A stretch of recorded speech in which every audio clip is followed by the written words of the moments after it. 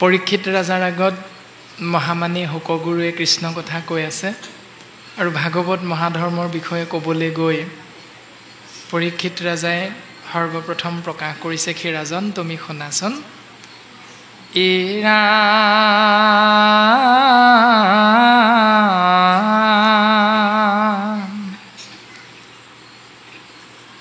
কৃষ্ণ পদ পংকজক হৃদয়ত ধৰি দিলন্ত সিধান ততাংক সাধুৰ বাদ কৰি। সেই ৰাজন তুমি শুনা, তুমি ভাগৱত মহাধৰ্মৰ বিষয়ে মোক সুধিছা, মই কওঁ শুনা। ৰাম ধন্য নৰপতিমতি উত্তম তোমাৰ পুছিলা যিটো কথা সংসাৰতে সাৰ। এই সংসাৰতে সাৰ প্ৰশ্ন এটা তুমি মোক কৰি দিলা, ভাগৱত মহাধৰ্ম। তোমাক কম মই, তুমি শুনা। নাহি জ্ঞান যাৰ জাতি ধৰ্ম মাত্ৰ কৰে নিতে বলি বিশ্বপাঞ্চ যজ্ঞ কৱাচৰে। যাৰ জ্ঞান নাই, যি জাতিয়ে পৰম্পৰাগত কৰ্ম কৰি থাকে, ধৰ্ম কৰিছোঁ বুলি নিতে নিতে বলি বিশ্বকে ধৰি 5টা যজ্ঞৰ মাজত নিজক অৱতীৰ্ণ কৰোৱাই থাকে, তাহাৰ শ্ৰোতব্য কথা আছে অসংখ্যাত। হৰি বিমুখৰ হোৱে ব্যৰ্থে আয়ুপাত। তেওঁলোকে শুনিব লগা বহুত কথা আছে, বুজিব লগা জানিব লগা বহুত কথা আছে, কিয়নো তেওঁলোক হৰি বিমুখ। ঈশ্বৰক তেওঁলোকে চিন্তা নকৰি বেলেগ ফালে তেওঁলোক ধাৱমান হয়। সেইকাৰণে তেওঁলোকে শুনিব লগা, কৰিব লগা, ভাবিব লগা বহুতখিনি নিয়ম আছে, কথা আছে। এইখিনিতে আমাক পঞ্চযজ্ঞৰ কথা প্ৰকাশ কৰিছে এনেধৰণে। দেৱ ঋষি ভূত পিতৃ কুটুম্ব জনৰ উপজিলে তা সম্বাৰ ঋণী হোৱে নৰ। অৰ্থাৎ পিতৃ শিৰৰ পৰা ৰসৰূপে আহি মাতৃ গৰ্ভত যেতিয়া জীৱ প্ৰৱেশ হয়, 10 মাহ 10 দিন থাকি যেতিয়া এই সংসাৰলৈ আমি আহোঁ, প্ৰত্যেকেই আহিছোঁ এনেকৈ এই সংসাৰলৈ, আহোঁতেই বোলে 5টা আমাৰ ধাৰ লাগি আহে। সেই 5টা ধাৰৰ পৰা মুক্ত হ'বলৈ যিকেইটা কৰ্ম কৰোঁ সেইকেইটাই হ'ল পঞ্চযজ্ঞ। এতিয়া সেইকেইটাৰ বিষয়ে ক'লে, দেৱ ঋষি ভূত পিতৃ কুটুম্ব জনৰ উপজিলে তাসম্বাৰ ঋণী হোৱে নৰ। দেৱঋণ, ঋষিঋণ, ভূতঋণ, পিতৃঋণ, কুটুম্ব ঋণ বা পুষ্য ঋণ, এই 5টা ধাৰ লাগি আহে। সেই ব্ৰাহ্মণেই হওক, ক্ষত্ৰিয়ই হওক, বৈশ্যই হওক, শূদ্ৰই হওক, সি BA পাছ হওক, MA পাছ হওক, মেট্ৰিক ফেইল হওক, কথা নাই। সি ডাক্তৰ হওক, ইঞ্জিনিয়াৰ হওক, গগৈ হওক, ৰাভা হওক, গাৰো হওক, মিচিং হওক, কছাৰী হওক, আহোম হওক, কথা নাই। যিয়ে নহওক জন্ম হ'লে সেই 5টা ধাৰ লাগি আহে। সেই 5টা ধাৰৰ পৰা মুক্ত হ'বলৈ কৰ্ম কি কৰোঁ?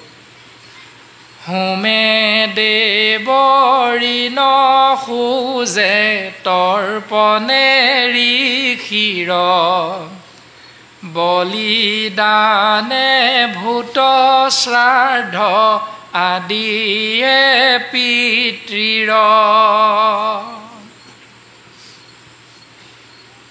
হোম যজ্ঞৰ জৰিয়তে দেৱতাৰ ঋণৰ পৰা, ধাৰৰ পৰা মুক্ত হ'ব পাৰি, শাস্ত্ৰই কৈছে। তৰ্পণ প্ৰক্ৰিয়াৰে ঋষিৰ ঋণৰ পৰা মুক্ত হ'ব পাৰি, শাস্ত্ৰই আমাক উত্তৰ দিছে। বলিদান প্ৰক্ৰিয়াৰে ভূতৰ ঋণৰ পৰা মুক্ত হ'ব পাৰি। দান দক্ষিণা শ্ৰাদ্ধ পিণ্ডৰ জৰিয়তে পিতৃ মাতৃ পৰলোকগামী হ'লে আমি ঋণৰ পৰা মুক্ত হ'ব পাৰি। পুষ্য ঋণৰ পৰা মুক্ত কেনেকৈ হ'ম? সমভাৱে সুহৃদ জনৰ খুজে ঋণ, এহি ভাৱে ঋণী সদা ভকতি বিহীন। ককাই ভাই ইষ্ট মিত্ৰ কুটুম্ব বংশ পৰিয়ালৰ লগত কোনোদিন দন হাই কাজিয়া নালাগি মিলা মিছা মৰম চেনেহ ভাতৃত্ববোধৰ মাজেৰে যদি সংসাৰত অৱতীৰ্ণ হৈ আছো, সেইটোৰ দ্বাৰাই তেওঁলোকৰ ধাৰৰ পৰা মুক্ত হ'ব পাৰি। কিন্তু গুৰুজনাই কৈ দিলে নহয়, সমভাৱে সৌহৃদ জনৰ খুজে ঋণ। সেইটো প্ৰক্ৰিয়াৰে ইষ্ট মিত্ৰ কুটুম্বসকলৰ ঋণৰ পৰা মুক্ত হ'ব পাৰি, কিন্তু এহিভাৱে ঋণী সদা ভকতি বিহীন। 5টা ঋণৰ পৰা মুক্ত হ'বলৈ 5টা যজ্ঞ কৰিলেও ভকতিবিহীনসকল সদায় ঋণীয়ে হৈ থাকিব লাগে। সেইকেইজনে কৰক নকৰক কোনো কথা নাই, সেইকেইটা কৰিলেও ঋণ, নকৰিলেও ঋণ। এতিয়া আমি কোনটো কৰিম? এতিয়া ভক্তি কৰিম নে 5টা যজ্ঞ কৰিম? এতিয়া 5টা যজ্ঞ কৰিলেও যদি ভকতিবিহীন, মুক্ত হ'ব নোৱাৰোঁ।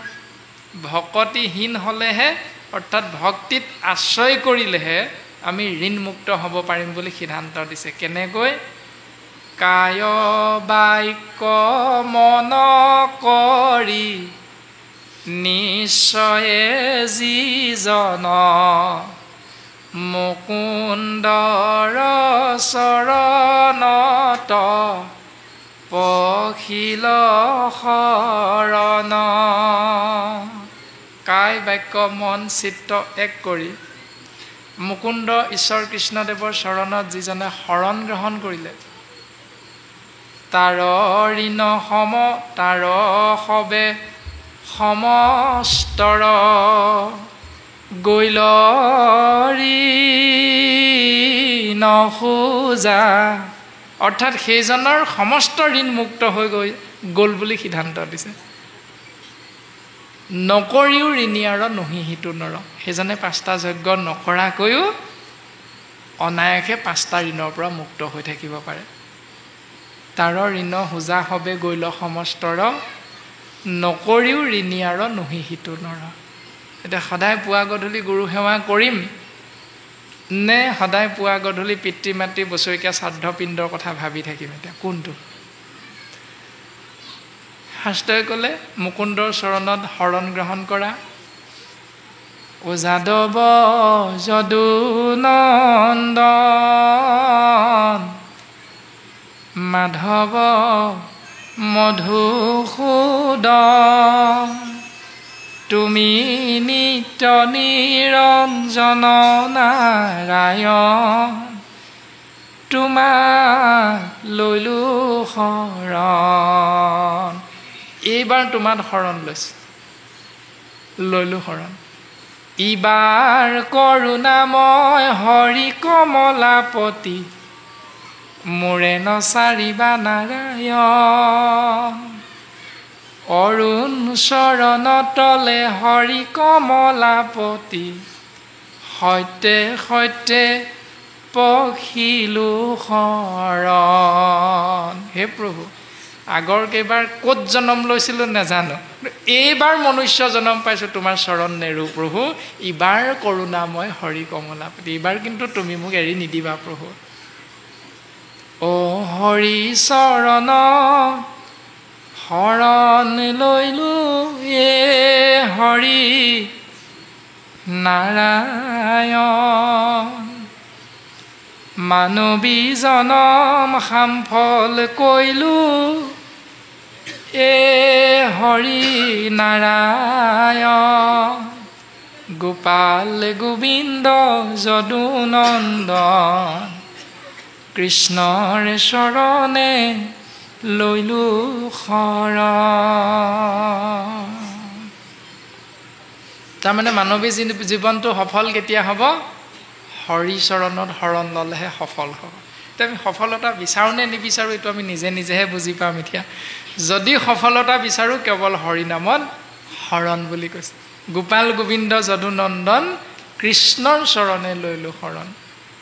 ও ৰাঘৱৰ অভয় চৰণে সত্যে সত্যে পখিলো শৰণে ৰামৰ চৰণত শৰণ লৈলো মানৱী জনম সামফল কৈলো হৰি হৰি চৰণে লাগো অভয় চৰণে শৰণ মাগো ৰাম ৰঘুপতি ৰঘুনন্দন তোমাৰ চৰণে লৈলো শৰণ তোমাৰ চৰণে লৈলো শৰণ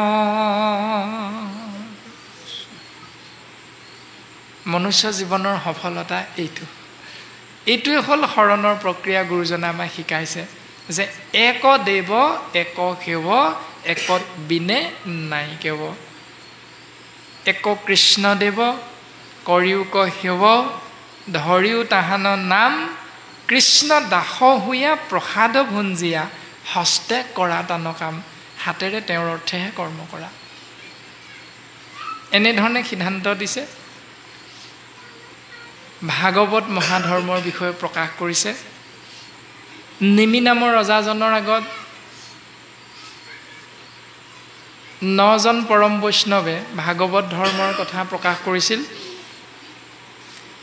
একান্ত ভকতে নিতে জাক কৰে ৰতি সেহি ভাগৱত ধৰ্ম জানিবা নৃপতি হে ৰাজন নিমি হে নিমি ৰাজন এজন একান্ত ভকতে যিটো নিয়ম সদায় পালন কৰে সেইটো ভাগৱত ধৰ্ম একান্ত ভকত মানে কি এক যুগ অন্ত সমান একান্ত যাৰ জন্ম একতেই হৈছে আৰম্ভ যাৰ পৰিসমাপ্তিও একতে হৈছে তেওঁ একান্ত কান্ত শব্দৰ অৰ্থ হ'ল স্বামী যাৰ স্বামী এজন কোন কৃষ্ণ এতিয়া আমাৰ আইসকলে বিয়া হৈ আহোঁতে স্বামী কেইজনলৈ আহে বিয়া হয় এজনলৈহে আহে সেইজনৰ পাছত মনে মনে যদি বেলেগ এজনলৈ ফোন কৰি থাকে কি হ'ব বাপজনে সুদাই এৰিবনে মোলে বিয়া হ'লি ফোনত ইজনৰ লগত কথা পাতি আছ পূৰ্বৰজনৰ লগত অৱস্থাটো কি হ'ব মাৰকিল খাই মাকৰ ঘৰলৈ উভতি যাব লাগিব এটা শৰণ লোৱাৰ আগতে অৰ্থাৎ গাভৰু হৈ থাকোঁতে 5 জনমানকো ভাল পাব পাৰে সেইটো বৰ ডাঙৰ কথা নহয় শৰণ লোৱাৰ আগতে যৌৱনপ্ৰাপ্ত হৈ থকা এজন যুৱকে 5 গৰাকীমান ভাল পাব পাৰে চেনি খাই থাকিব পাৰে ইগৰাকীৰ লগত সিগৰাকীৰ লগত সেইটো একো ডাঙৰ কথা নহয় কিন্তু যিদিনাই বিয়া পাতিলে ভকতক সাক্ষী কৰি পতি পত্নী এক হ'ল সেইদিনাৰ পৰা যদি পূৰ্বৰজনলৈ মনে মনে ফোন কৰে ঘৰখন ভাল হ'বনে ভাগি থানবান হ'ব ভাগি থানবান হৈ যাব যিদিনাই গম পাব স্বামীজনে যদি গম পায় মই নাথাকোঁতে তই এখন কৰি থাক আইগৰাকীয়ে যদি গম পায় আপুনি চাকৰি জেগাত গৈ সেই কিগৰাকীলৈ ফোন কৰি থাকে তাৰমানে মেছেজ কৰি থাকে মোক মা ঘৰত থৈ আহকগৈ কেলৈ আনিছিলে সুখৰ সংসাৰখন ভাগি থানবান হৈ যাব ঠিক তেনেকৈ শৰণ লোৱাৰ আগত বিভিন্নজন দেৱ দেৱতাৰ ওচৰলৈ যাব পাৰোঁ মংগল বিচাৰি কাৰণ আমি নাজানো কলৈ যাব লাগে কিন্তু শৰণ লোৱাৰ পাছত যাৰ ওচৰত শৰণ ল'লোঁ সেইজনে আমাৰ স্বামী ৰাম নেৰু আৰু চৰণ তোমাৰ সমাজৰ কিবা এটা নিয়মত কিবা খেলি মেলি লাগিব পাৰে বুজা নুবুজাৰ কাৰণে আলোচনাৰ মাধ্যমেৰে সি সম্পাদন হ'ব সুন্দৰভাৱে সেইটোকে নামানিও মোক এৰি দিছ দে মই ইটো ধৰ্মলৈ গুচি যাম এনেকুৱা নিয়ম নাই কাৰণ আমি শৰণ লৈছিলোঁ এজন ঈশ্বৰৰ ওচৰত সেইজন ঈশ্বৰৰ শৰণ লওঁতে আমি কৈছিলোঁ যে ৰাঘৱৰ অভয় চৰণে সত্যে সত্যে সত্যে পখিলো শৰণে যে সেই প্ৰভু তোমাৰ চৰণলৈ আহিছোঁ তুমি আমাক কৃপা কৰা সমাজৰ কোনোবা এজনে কিবা এষাৰ কৈ দিলে সেই বুলি আমি ৰাঘৱৰ অভয় চৰণ এৰি ভয় চৰণলৈ যাম নেকি এইটো হ'ব আমাৰ অজ্ঞানতা সেইকাৰণে কৈছে যে নাহি জ্ঞান যাৰ জাতি ধৰ্ম মাত্ৰ কৰে যাৰ জ্ঞান নাই অৰ্থাৎ যি অজ্ঞানী যি জাতিয়ে পৰম্পৰা কৰ্ম কৰি ৰাখে বাজ বিচাৰ নকৰে শাস্ত্ৰই কি কৰিবলৈ কৈছে কি নকৰিবলৈ কৈছে তাহাৰো শ্ৰোতব্য কথা আছে অসংখ্যাত। তেওঁলোকে শুনিব লগা, জানিব লগা, বুজিব লগা বহুত কথা আছে। এই শাস্ত্ৰই আমাক উপদেশ দিছে। এয়াই হ'ল ভাগৱত ধৰ্মৰ বিষয়বস্তু। ৰাম তপ জপ তীৰ্থ ব্ৰত আৰু সদাচাৰ, ধন জন গৃহ পুত্ৰ ভাৰ্যা আপোনাৰ, সমস্তকে শুদ্ধভাৱে অৰ্পিলে কৃষ্ণত, তাকেহে বোলয় মহাধৰ্ম ভাগৱত। এইটোহে ভাগৱত মহাধৰ্ম। তপ জপ তীৰ্থ ব্ৰত সদাচাৰ ধন জন পুত্ৰ ভাৰ্যা গৃহ সমস্তকে শুদ্ধভাৱে কৃষ্ণত অৰ্পণ কৰিলে ভাগৱত মহাধৰ্ম বুলি কৈছে। জল পুষ্প ফল মূল খাদ্য দ্ৰব্য যত,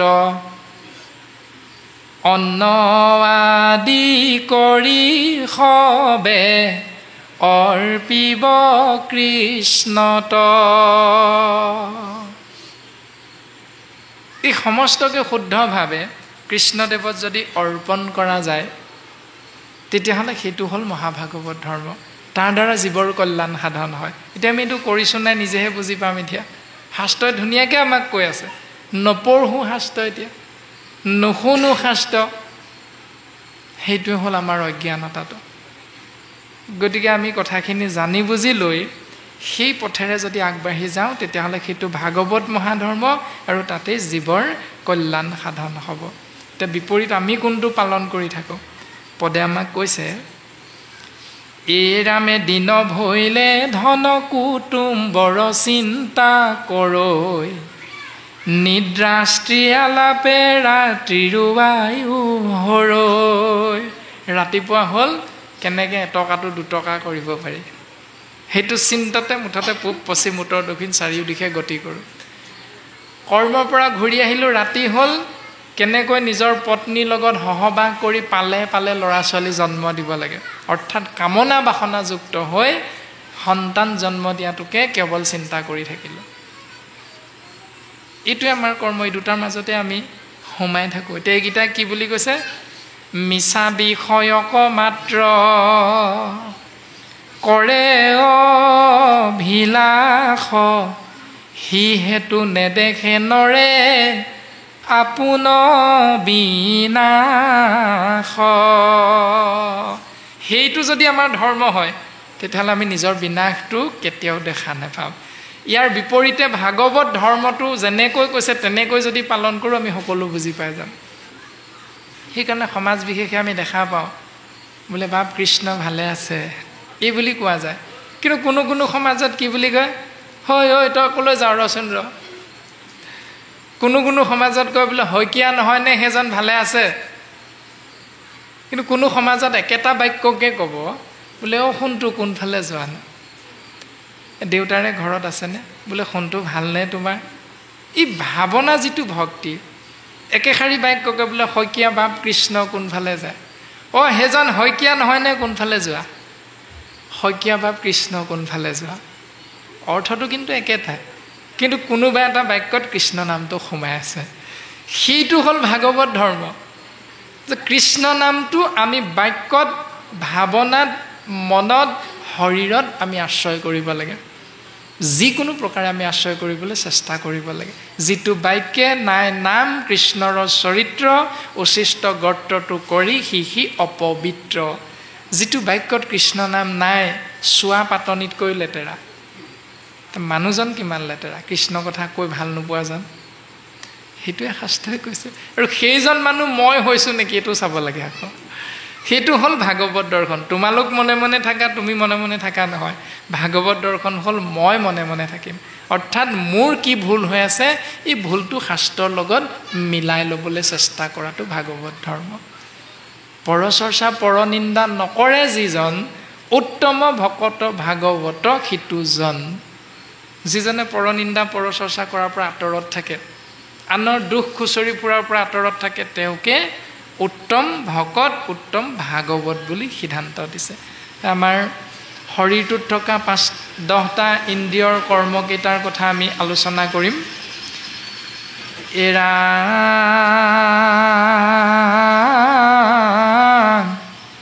ক্ষণিকো নুশুনে কৃষ্ণ কথা যিটো নৰ, যিজনে এক মুহূৰ্তৰ কাৰণেও কৃষ্ণ কথা নুশুনে, ব্যৰ্থে আয়ু হৰে সূৰ্যে সিটো পুৰুষৰ।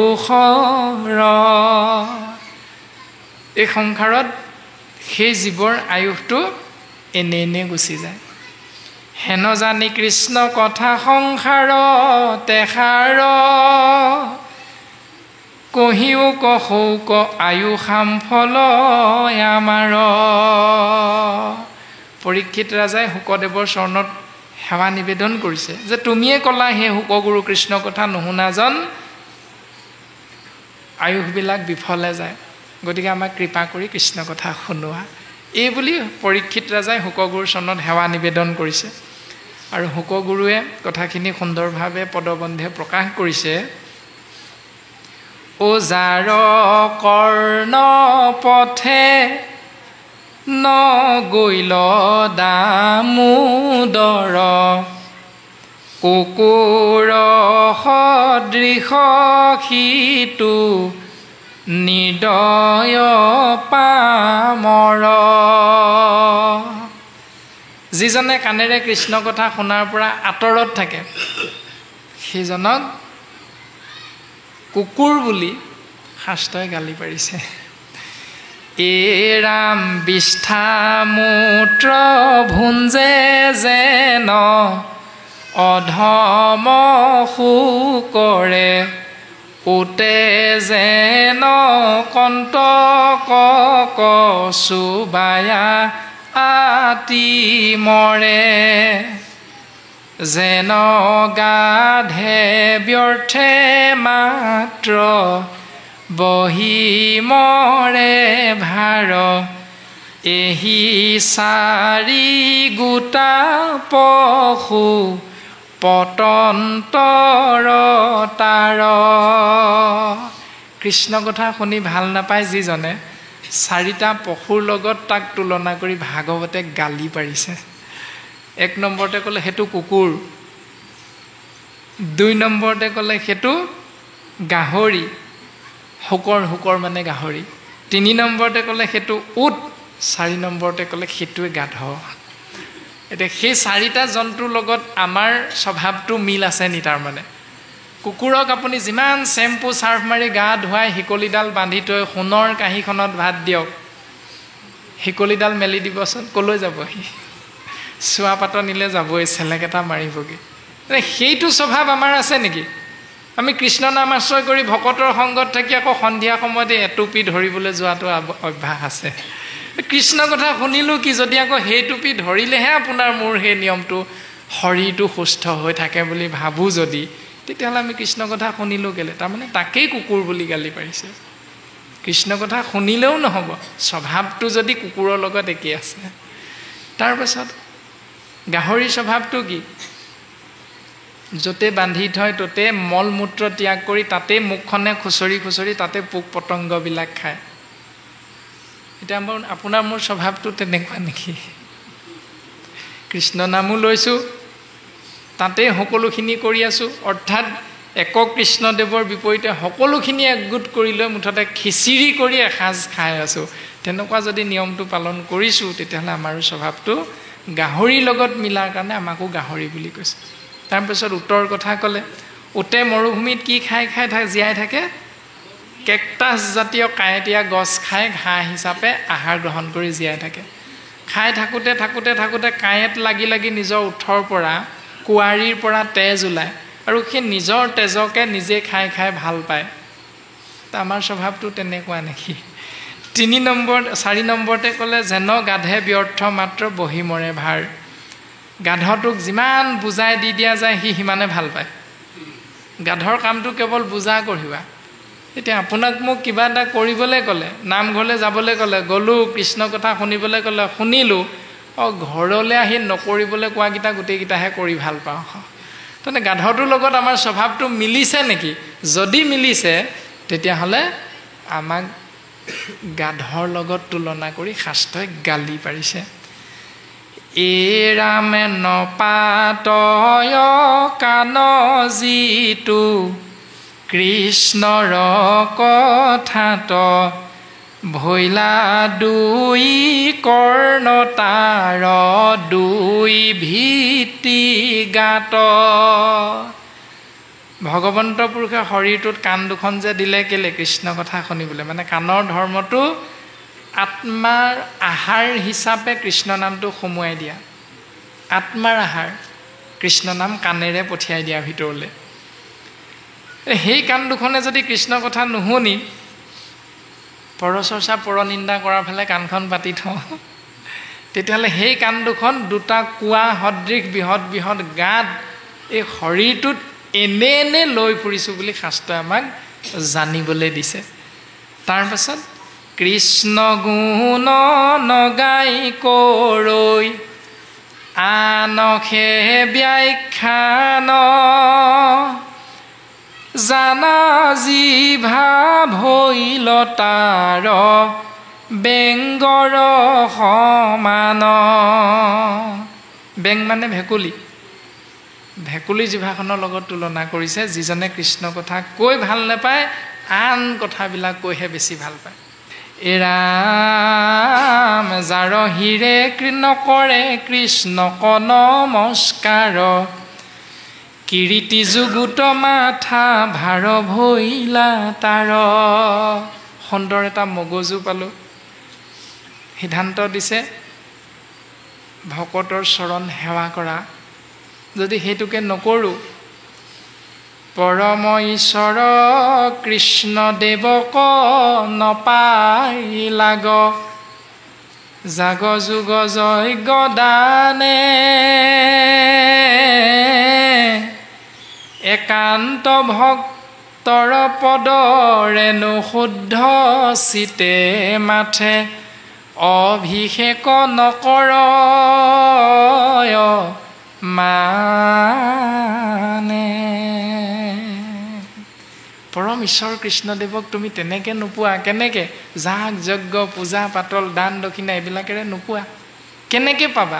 একান্ত ভক্তৰ চৰণৰ ধূলা পদৰেনো শুদ্ধ চিতে মাথে অভিষেক নকৰয় মানে। সেইকাৰণে নামঘৰলৈ সোমাই আহোঁতে আমি যে শিৰ আমি যে ভূমিত লগাই দিওঁ, তাৰমানে কি? ভকতৰ পদধূলা পৰি আছে, সেই পদধূলা আমি শিৰত লগাওঁ। আৰু শিৰত লোৱাৰ লগে লগে ইয়াত বহি থকা প্ৰত্যেকজনকে উপাধিবিলাক মনলৈ নাহে, সাক্ষাৎ ঈশ্বৰ আমাৰ দৰ্শন হৈ যায়।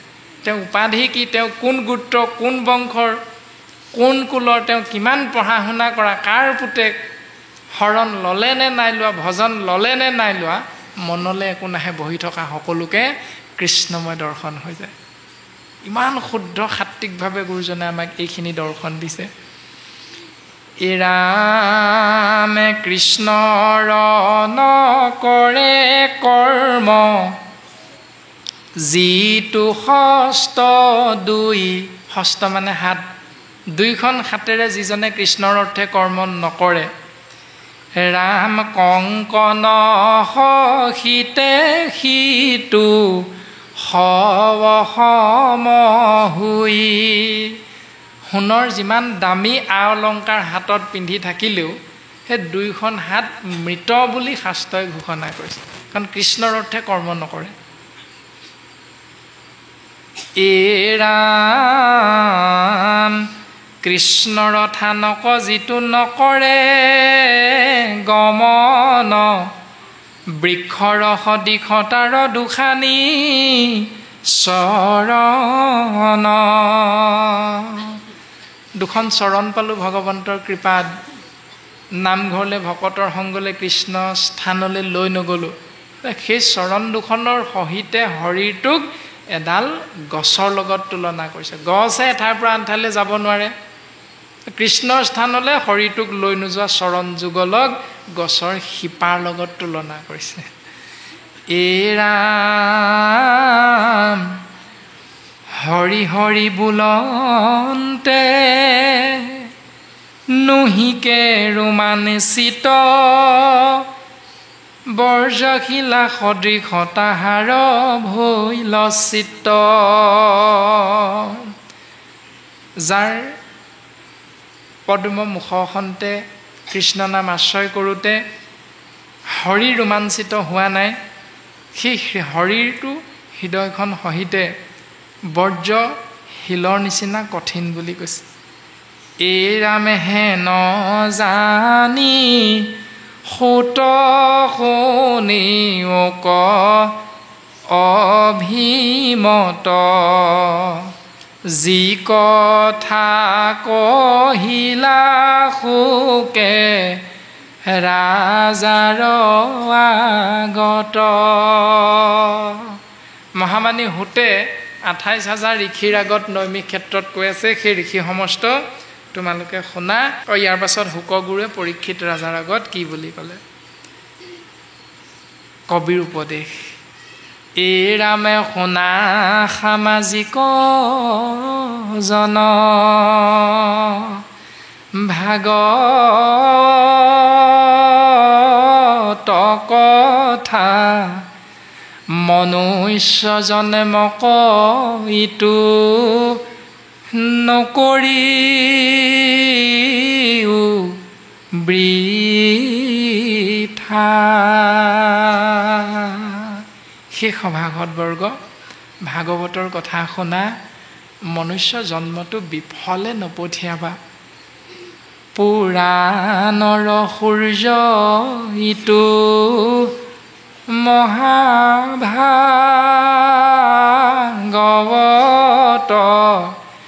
ব্যাস মহাঋষি আৰ কহিছা মহত্ব। পুৰাণবিলাকৰ ভিতৰত সূৰ্য পুৰাণে মহাভাগৱত। কোনে লিখিলে? মহামানী ব্যাসদেৱে। তে এটা কথা আমি চিন্তা কৰিলে উত্তৰটো পাম, ভাৰতবৰ্ষ হ'ল ধৰ্ম নিৰপেক্ষ দেশ। আমি সকলোৱে কম বেছি পৰিমাণে বুজি পাওঁ। এই আখৰবিলাক যে ছপা হ'ল, ছপাশালটো আৱিষ্কাৰ হোৱা আজিৰ পৰা কিমান বছৰ হৈছে বাৰু? 1200 কিমান খ্ৰীষ্টাব্দত ছপাশাল আৱিষ্কাৰ হৈছে। ঋষিমুনিসকলে এই শাস্ত্ৰবিলাক কেতিয়া লিখিলে? আজিৰ পৰা হাজাৰ হাজাৰ বছৰ যুগৰ আগতে এইবিলাক ঋষিমুনিসকলে লিখি থৈ গৈছে। ঘড়ীৰ আৱিষ্কাৰটো কেতিয়া হৈছে ন? বেছি দিন নাই হোৱা নহয়। কেলেণ্ডাৰখনৰ আৱিষ্কাৰটো কেতিয়া হৈছে ন? কিন্তু কৃষ্ণ জন্ম কেতিয়া হৈছিলে? মথুৰা নগৰত কংসৰ কাৰাগাৰত কেইটা বজাত? ৰাতি 12টা বজাত। ঘড়ীটো তেতিয়া নাছিলে। তেতিয়াতো ঘড়ী নাছিলে, 12টা বাজিল বুলি কেনেকৈ গম পালে? সেই জ্ঞান ভাৰতবৰ্ষৰ ঋষিমুনিসকলে বেদ অধ্যয়ন কৰি আজিৰ পৰা হাজাৰ হাজাৰ বছৰ আগতে দি থৈ গ'ল। যীশু খ্ৰীষ্টৰ জন্ম কেতিয়া হৈছে? অৰ্থাৎ হিন্দুৰ যিটো সনাতন ধৰ্ম বুলি আমি কওঁ, সেই সনাতন ধৰ্মটোৱে হ'ল পৃথিৱীৰ ভিতৰত একেবাৰে পুৰণি ধৰ্ম। পাছত হোৱা এইবিলাক ধৰ্মক আমি আশ্ৰয় কৰিম নে পুৰণি একেবাৰে হিন্দু সনাতন ধৰ্মক আশ্ৰয় কৰি জীৱন ধন্য কৰিম? কোনটো কৰিম এতিয়া? সেইটোৱে চিন্তা কৰিলে উত্তৰ পাই যাম। পৃথিৱীত যেতিয়া কথাবিলাক অৰ্থাৎ বিদ্যালয়বিলাক প্ৰতিষ্ঠা হৈছিল, সেই বিদ্যালয়বিলাক পৃথিৱীত আমি যেতিয়াৰ পৰা জানিছোঁ তাৰ কত যুগৰ আগতে ঋষিমুনিসকলে শিষ্যবিলাকক জ্ঞান দিয়া নাছিল নেকি? শাস্ত্ৰ অধ্যয়ন কৰোৱাই দিয়া নাছিল নেকি? সেইবিলাকতো আমি সকলোৱে কম বেছি পৰিমাণে বুজি পাওঁ। শ্ৰীকৃষ্ণ আৰু বলৰামে সান্দীপনী গুৰুৰ ওচৰত শিক্ষা গ্ৰহণ কৰিছিল। নালন্দা তক্ষশিলা বিশ্ববিদ্যালয় ওলোৱানো কিমান বছৰ হৈছে? কিন্তু তাৰ কত যুগৰ আগতে ভাৰতবৰ্ষৰ ঋষিমুনিসকলে এই শুদ্ধ সত্য সনাতন এক ঈশ্বৰ কৃষ্ণদেৱক চিন্তা কৰিলে জীৱৰ কল্যাণ হ'ব, এই মাৰ্গটো আমাক দি থৈ গৈছে। গতিকে শুদ্ধ কোনটো চিন্তা কৰিলে আমি উত্তৰ পাই যাম। আমি কোনটো ধৰ্মত আশ্ৰয় কৰিব লাগে? আমি হিন্দু সনাতন ধৰ্মত আশ্ৰয় কৰিবলৈ যোৱা আমি মনুষ্য নামৰ জীৱবিলাক কিমান সৌভাগ্যৱন্ত, সেইটো আমি ভাবিলেই উত্তৰটো পাই যাম। আৰু বৰ্তমান পদে আমাক ক'লে, ৰাম বৈকুণ্ঠৰ শাস্ত্ৰ কৃষ্ণ মুখৰ বচন, আৰু কি তত্ত্ব কপাই যেই হেই জন। এই শাস্ত্ৰভাগ ক'ৰ? স্বৰ্গৰ নহয়। এই শাস্ত্ৰভাগ ক'ৰ? পাতালৰ নহয়। এই শাস্ত্ৰভাগ ক'ৰ? নৰকৰো নহয়। উত্তৰ দিলে বৈকুণ্ঠৰ শাস্ত্ৰ। কোনে কৈ আছে? ভগৱন্ত কৃষ্ণই নিজ মুখেৰে কৈ আছে এইখিনি কথা। তাহলে কোনটো মানিম এতিয়া? ভগৱন্ত ঈশ্বৰ কৃষ্ণই নিজ মুখেৰে কোৱা কথাটো সন্তানস্বৰূপ আমি জীৱবিলাকে মানিম নে নেমানিম? এতিয়া নিশ্চয় মানিব লাগিব, কাৰণ আমাৰ দেউতাই সেইজনক বেছিকৈ ভাল পায় যিজনে দেউতাকৰ কথাবিলাক আখৰে আখৰে পালন কৰে। আমি দেউতাক মাকে সেইজন সন্তানক সিমান ভাল নাপাওঁ যিজন সন্তানে আমাৰ কথাবিলাক মানি নচলে। ঠিক তেনেকৈ আমি বুজি পাম যে কৃষ্ণ তত্ত্ব হ'ল আমাৰ সমস্তৰে পিতৃ। গতিকে সেইজন পিতৃয়ে নিজে কোৱা কথাবিলাক আমি যদি পালন নকৰোঁ তেতিয়াহ'লে কৃষ্ণদেৱে আমাক কেতিয়াও ভাল নাপায়। ৰাম কোনে কোনে এতিয়া ইয়াৰ অৰ্থটো পাব? ভাগৱতৰ অৰ্থটো কোনে পাব? তত্ত্বটো কোনে পাব? শাস্ত্ৰই আমাক সিদ্ধান্ত দিছে, শুদ্ধভাৱে লৈলে যিটো কৃষ্ণত শৰণ। যিজনে শুদ্ধভাৱে কৃষ্ণদেৱৰ শৰণ ল'ব তেওঁৰ লাভ কি হ'ব? ভকতিৰ প্ৰভাৱে নিৰ্মল ভৈল মন। আমাৰ মনটো তেতিয়াহে নিৰ্মল হ'ব, পবিত্ৰ হ'ব। গুৰুজনাই কৈছে, অব্যক্ত ঈশ্বৰ হৰি কিমতে পুজিবা তাংক, ব্যাপকত কিবা বিসৰ্জন। এটাৱন্ত মূৰ্তি শূন্য কেন মতে চিন্তিবা, ৰাম বুলি শুদ্ধ কৰা মন। ৰাম বুলি কওঁতেও যদি আপোনাৰ মোৰ মনটো শুদ্ধ হোৱা নাই, তেওঁতকৈ আৰু দুৰ্ভগীয়া সংসাৰত কোনো নাই। সেই কথাটোকে বুজাইছে। ভগৱন্ত আছে বুলি যিসকলে কৈ থাকোঁ দেখুৱাই দিব নোৱাৰোঁ নহয় এজন ভগৱান চোৱা বুলি। নাই বুলি যিসকলে কৈ থাকোঁ সেইসকলেও অৱমাননা কৰিব নোৱাৰোঁ। ভগৱান নামৰ কিবা এটা আছে দেই, নাই বুলি ভাবিছোঁ কিন্তু কিবা এটা যে আছে এইটো সঁচা কথা। মানি নল'ব পাৰে ভগৱান বুলি, কিবা এটা যে আছে এইটো সত্য। ভগৱন্ত তেনেকুৱা এটাৱন্ত। আছে বুলি কোৱাসকলে দেখুৱাই দিব নোৱাৰে, নাই বুলি কোৱাসকলেও অবিশ্বাস কৰিব নোৱাৰে। তেওঁৰ কাৰণে কি ত্যাগ কৰিম? কল কুঁহিয়া মাহ প্ৰসাদ মুণ্ডন দান দক্ষিণা যাগ যজ্ঞ পূজা পাতল এইবোৰ দিলেহে ভগৱন্ত সন্তুষ্ট হ'ম বুলি কৈছে নেকি? কেনেমতে চিন্তিবা, তেওঁ কেনেকৈ চিন্তা কৰিলে তেওঁ আমাক কৃপা কৰিব?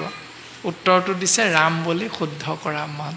মনটো প্ৰথমতে ৰাম বুলি কৈ শুদ্ধ কৰি লোৱা। ৰাম বুলি কওঁতেও যদি শুদ্ধ নহয়, যি কৰ্মই নকৰা তাত কোনো ফল নহয়। শুদ্ধ হ'ব লাগিব মন, তেতিয়াহে ভাগৱত শাস্ত্ৰৰ মহান তত্ত্ব উপলব্ধি হ'ব, অনুধাৱন হ'ব। এই ৰাম সিহি মহাজনে আৰু সেই মহাজনসকলে আৰু ইয়াৰ তত্ত্বক জানয়, ভাগৱত পুৰাণৰ কহিলো নিৰ্ণয়। ভাগৱত পুৰাণৰ সত্য শুদ্ধ কথাখিনি কৈ দিলে। ৰাম বুলি মনটো শুদ্ধ কৰা জনেহে ভক্তিৰ প্ৰভাৱত ঈশ্বৰৰ মুখৰ বাণী মহাভাগৱতৰ পৰম তত্ত্ব উপলব্ধি কৰিব পাৰিব। এতিয়া প্ৰমাণ দিছে কিছু কিছু কথা। ৰাম জানিয়া কৃষ্ণত কৰা একান্ত ভকতি কলিযুগে কৃষ্ণ নাম কীৰ্তনে খে গতি হে জীৱ এই সত্য কথাখিনি জানি বুজি লৈ কেৱল কৃষ্ণত একান্তভাৱে ভক্তি কৰা আৰু তেতিয়াই কলিযুগ যিহেতু এই কলিযুগত কৃষ্ণ নামৰ দ্বাৰাহে জীৱৰ পৰম গতি লাভ হ'ব এৰাম বিশ্বামিত্ৰ পৰাশৰ আদি মুনিগণ জলবায়ু পত্ৰ মাত্ৰ কৰন্ত সেৱন বিশ্বামিত্ৰৰ নিচিনা এজন মহান ঋষি পৰাশৰ নিচিনা এজন মহান ঋষিয়ে ভগৱন্ত পৰম ব্ৰহ্মক তপস্যা কৰিছিলে পাবলৈ ইমানেই ঘোৰ তপস্যা আহাৰ কি খাইছিলে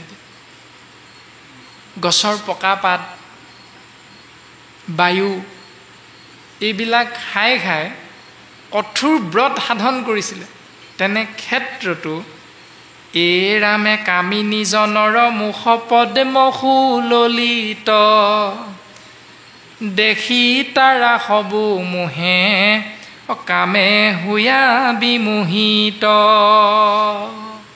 এতিয়া কামিনীজনৰ মুখ পদ্ম সুললিত এই ভাৱনাটো দেখি কিন্তু সেই ঘোৰ তপস্যা কৰা বিশ্বামিত্ৰ পৰাশৰ ঋষিমুনি আদি সকলো কাম ভাৱনাযুক্ত হৈ তেওঁলোকে বৈবাহিক সম্পৰ্কৰ মাজলৈ আগবাঢ়ি গৈছিল স্বৰ্গৰ ইন্দ্ৰ দেৱৰাজ ইন্দ্ৰইটো পঠিয়াই দিয়ে আৰু বিশ্বামিত্ৰ নামৰ ঋষিজনে মৰ্ত্যত ঘোৰ তপস্যা কৰিব এইটো আকৌ মোৰ স্বৰ্গপদটোকে কাঢ়ি ল'ব নেকি এই বুলি ইন্দ্ৰ বৰ অকণমান স্বাৰ্থপৰ স্বভাৱৰ আছিলে তেওঁ ৰম্ভা মেনকা তিলোত্তমা আদিবিলাকক পঠিয়াই দিয়ে যা যা সেইটো তপস্যা ভংগ কৰগে এই বুলি পঠিয়াই দিয়াৰ পিছত ইমান ঘোৰ তপস্যা বায়ুহে খায় ভাত পানী নাখায় গছৰ পাত এখিলাহে খায় থাপতে পালে নেপালে তাকো নাখায় ইমান ঘোৰ তপস্যা পৰম ব্ৰহ্মক চিন্তা কৰিছে কিন্তু সেই স্বৰ্গৰ ইন্দ্ৰই পঠিয়াই দিয়া কামিনীসকলৰ খাৰুৰ জঞ্জননী চৰণত পিন্ধা নুপুৰৰ জঞ্জননী সুললিত কণ্ঠত জোৰা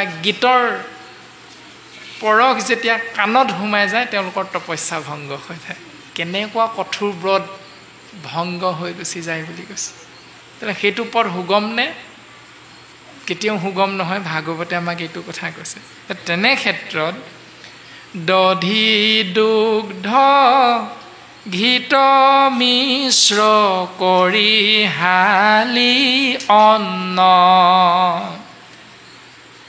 প্ৰবন্ধিয়া প্ৰতিনিতে ভুঞ্জে যিটো জন তেনে ক্ষেত্ৰত কলিযুগৰ মনুষ্য আপুনি আমি এই হালি লাহি চাউলৰ একাহীমান ভাত খাই দৈ গাখীৰ আদিৰ সৈতে মিশ্ৰণ কৰি ঘিউৰ সৈতে মিশ্ৰণ কৰি আমি আমাৰ ইন্দ্ৰিয়বিলাকক দমন কৰিব পাৰিমনে নোৱাৰিম এতিয়া সেইটোৱে চিন্তাৰ বিষয় তেওঁলোকে ইমান ঘোৰ তপস্যা কৰিছিলে ভাতটো খোৱা দূৰৰ কথা গছৰ পাত দেখিলা পালে খায় নেপালে নেখায় বায়ু খাই খাই নাকেৰে উশাহ নিশাহ লৈ লৈ ভগৱন্তক তপস্যা কৰিছে তথাপিতো তেওঁলোকৰ ব্ৰতটো ইন্দ্ৰিয়বিলাকক দমন কৰিব পৰা নাই সেইবিলাকৰ খাৰুৰ জঞ্জননী শুনি কামাসক্ত হৈ গৈছে তেনে ক্ষেত্ৰত আমি কলিযুগৰ মনুষ্য এগাল একাহী হালি লাহি চাউলৰ দৈ ঘিউ মিহলাই ভাত খাওঁ নহয় নাখাওঁ দিনটো 3বাৰমান খাওঁ তা আমি এই হাত ভৰি মনবিলাকক চকুবিলাকক আমি দমন কৰিব পাৰিম নাই এতিয়া যদি পাৰোঁ বুলি আমি ভাবি আছোঁ তেতিয়াহ'লে শাস্ত্ৰই কৈছে সিউজনে পাৰে যদি ইন্দ্ৰিয় জিনিত তেনেকুৱা নীতি নিয়মেৰে যদি আমি ইন্দ্ৰিয়বিলাকক বশ কৰিব পাৰিম বুলি ভাবিছোঁ তেতিয়াহ'লে বিন্ধ্যগিৰি পাৰে তেবে সাগৰৰ তৰিতে বিন্ধ্য পৰ্বতটো সাগৰত এনেই উপঙি থাকিব পৰ্বতটো সাগৰ পানীত এনেই উপঙি থাকিবনে নাথাকে সেইটো অসম্ভৱ ঠিক তেনেকৈ আমিও খালি লাহি চাউলৰ 3 কাঁহীমান এদিনত ভাত খোৱা মানুহটোৱে খং নুঠে বুলি আমি কোনো ক'ব নোৱাৰোঁ কাম ভাৱ জাগৃত নহয় বুলি কোনো ক'ব নোৱাৰোঁ লোভ আমাৰ নাই বুলি কোনো ক'ব নোৱাৰোঁ মোহ আমাৰ নাই বুলি কোনো আমি ডাঠি ক'ব নোৱাৰোঁ কিন্তু গুৰুজনাই উপায় দিছে এইবিলাক আছেই। 3 গুণত আবদ্ধ আমি জীৱ, সত ৰজ তম 3 গুণ। কাম ক্ৰোধ লোভ মোহ দুহু বাঘ সততে নচাৰে লাগ ৰাখো ৰাখো সদা আহিব। শংকৰ গুৰুজনে আমাক দৰ্শন দিছে। 3 গুণময় আমি জীৱ, কাম ক্ৰোধ লোভ মোহ দম্ভ দৈশ্য অহংকাৰ ঈৰ্ষা অসূয়া অপ্ৰীতি এইবিলাক আমাৰ চিৰলগৰীয়া থাকিবই। তাৰমানে এটা ঘৰ যেতিয়া আমি নিৰ্মাণ কৰোঁ, শিল ইটা বালি বাঁহ বেতেৰে, জনাসকল যায় বোলে ভাল হৈছে দেই ঘৰটো বনাইছ, নাযায় জানো? এনেকৈ আমাৰ যিসকল সুহিত, যিসকলে জানে সহায় কৰিবলৈও যায়। কিন্তু ঘৰটো বনোৱাৰ পাছত নমতা আলহী কেইজনমান আহে চাবচোন। নমতা আলহী কেইজন আহে, সেইকেইজনৰ নামটো কি জানে? 1 নম্বৰ নামটো হ'ল মকৰা। তেওঁক নেমাতিলেও সি জালখন পাতিবলৈ আহিবই। ঐ আমুকে ঘৰ বনাইছে, ব'ল মই যাব লাগিব। পঁইতাচোৰা, নিগনি, ডালহলীয়া এইবিলাক নামাতিলেও আপোনাৰ মোৰ ঘৰটোলৈ আহি যায়, অনিমন্ত্ৰিত অতিথি। ঠিক তেনেকৈ ভগৱন্ত পুৰুষে সৃজন কৰি দিয়া এই শৰীৰৰূপী ঘৰখনত নমতাকৈ অহা আলহীবিলাক হ'ল সেইবিলাক কুৰ্চুত কপট দম্ভ দৈশ্য অহংকাৰ মদ মাচৰ্য ঈৰ্ষা অসূয়া অপ্ৰীতি হিংসা এইবিলাক থাকিবই আমাৰ লগত। কিন্তু এইবিলাকক নিয়ম কৰিব পৰা ব্যৱস্থাটো গুৰুজনাই দিলে যে তোমালোকে এইবিলাকক নিয়ম কৰিব পাৰিবা। কেনেকৈ? এৰাম ইন্দ্ৰিয়ক জিনিবাৰ যাৰ আছে মতি সততে কৰিবে যত্ন সন্তৰ সংগতি। সততে সন্তৰ সংগলৈ যাবা। এতিয়া সন্তৰ সংগলৈ যাওঁতে যিমান খং উঠি অহা মানুহটোকো বাপ কৃষ্ণ বুলি কৈ দিবচোন, তেওঁ আপুনি খংটো দমন হৈ গুচি যায়। তাৰমানে তম গুণ আৰু ৰজগুণ হৈ তেওঁ আহিছিলে। তম গুণ প্ৰধান ৰজগুণ প্ৰধান হৈ একদম খঙত অগ্নিশৰ্মা হৈ আহিছে। ৰজগুণ প্ৰধান, তম গুণ প্ৰধান। যেতিয়াই কৃষ্ণ নাম লৈ বোলে বাপ কৃষ্ণ কোনফালে যায় ন, আপুনি ৰজগুণ আৰু তম গুণে তললৈ মূৰটো কৰি দিয়ে আৰু সাত্বিক গুণ আপুনি ওপৰলৈ উঠি আহে। অকণমান খঙেৰে হ'লেও, খংটো অকণমান চাট এটা থাকেগৈ। এই নক'বা আৰু বাপ কৃষ্ণ, বোলে আমুকৰ ঘৰ ফালে ওলাই আহিছিলোঁ, এটাই বাটতে মুঠতে নক'বা আৰু কৃষ্ণকে দিছোঁ আৰু লাহেকৈ খাম কাটি যায়। সেই ব্যৱস্থাটো গুৰুজনে আমাক দিলে যে সততে কৰিবে যত্ন সন্তৰ সংগতি। যদি সদায় আমি সন্তৰ সংগ আশ্ৰয় কৰোঁ, স্বাভাৱিকতে এইবিলাক বশীভূত হৈ থাকে। এৰাম শ্ৰৱণ কীৰ্তন নিতে কৰিবে কৃষ্ণৰ ইন্দ্ৰিয়ক জিনি শুৱে কৃতাৰ্থহীনৰ সেন জানি যতনে তেজিওৱা নকাম শংকৰে ৰচিলা ডাকি বোলা ৰাম ৰাম হৰি ৰাম।